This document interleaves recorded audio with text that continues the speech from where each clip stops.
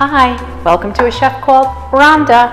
I'm Rhonda and this is my kitchen. And today I'm going to show you how to make pizza crust simpatico with only 4 ingredients in under 2 minutes. Grab your trusty wooden spoon. We'll all meet back in the kitchen. Welcome into our work area. Today I'm using 00 chef's flour, extra virgin olive oil, some salt, the juice of a half lemon, as well as some tepid room temperature water.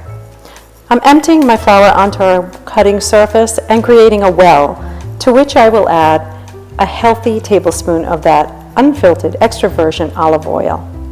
To this I will then add our sea salt, followed by the juice of half the lemon, and I will begin to mix until a nice soft dough consistency starts to form. This will take about a half minute or so. I'll create a secondary well and I will add our first 2 tablespoons of water, and I will then incorporate the water into the mixture using my hands, light and gently.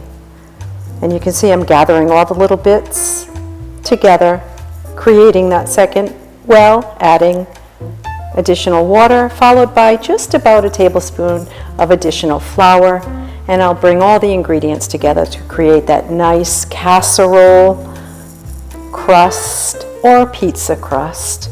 Using a pastry cutter, I will clean up the remains on my cutting board and gather them into our dough. I'm using the back edge of the hand to create a nice dough disc. Once the disc has formed, like so, I will grab my rolling pin and flour that surface and begin to roll front, side, center, and I will flip that dough over and do the same. And you can see I'm putting a little effort into rolling that crust nice and thin.